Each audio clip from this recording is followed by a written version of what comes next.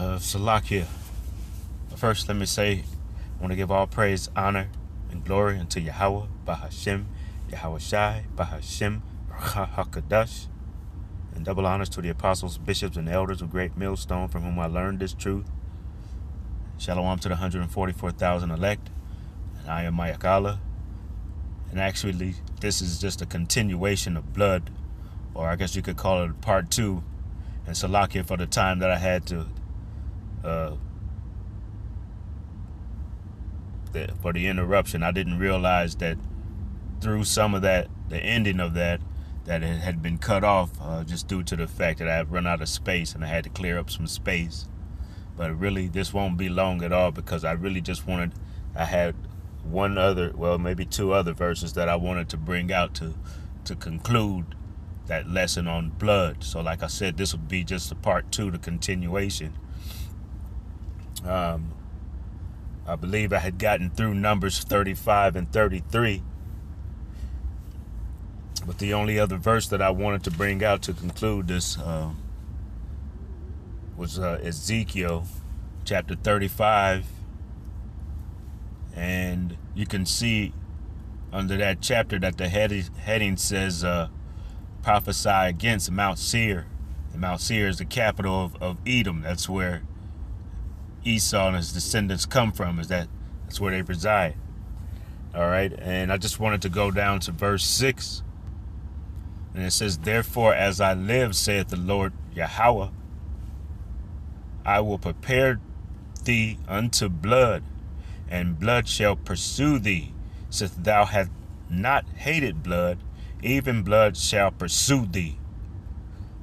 All right. And I wanted to really read this in the NLT, because it really breaks it down and makes it plain.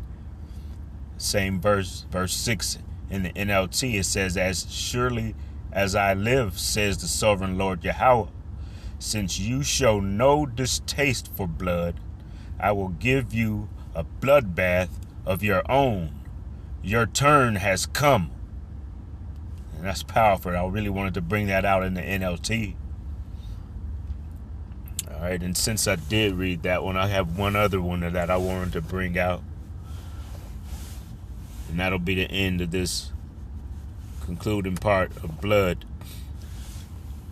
Because Esau must be destroyed. All right? His kingdom is coming to an end, and he has pursued the Israelites. And you can see DJT is even doing that. It's just like every skirmish that he's involved in, every place he wants to take his sword to, just happens to be places where Israelites are. And even though we are scattered all over the world and all nations, these are countries that he's going to where Israelites reside. They are actually countries that belong to or where a majority of Israelites reside. So I just wanted to bring out one other verse. Since he wants to pursue Israelites with the swords, I'm going to go to Revelation chapter 13.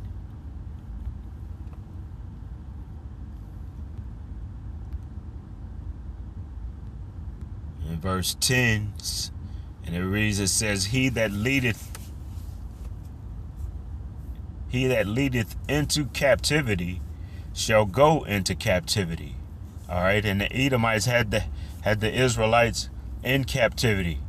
All right, and even you can say that we are still in captivity, just without the chains around our arms and ankles.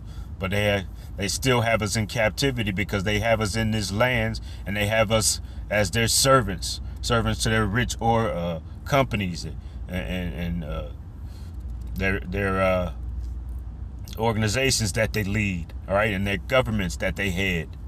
And it says, He that leadeth into captivity shall go into captivity, and he that killeth with the sword must be killed with the sword. It says, here is the patience and the faith of the saints. All right, the saints being the Israelites. That's pursuant to Psalms chapter 148, I believe, in 1:14. All right.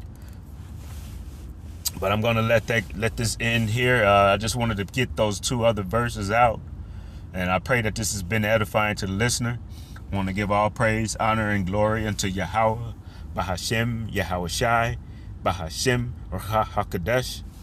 Shalom.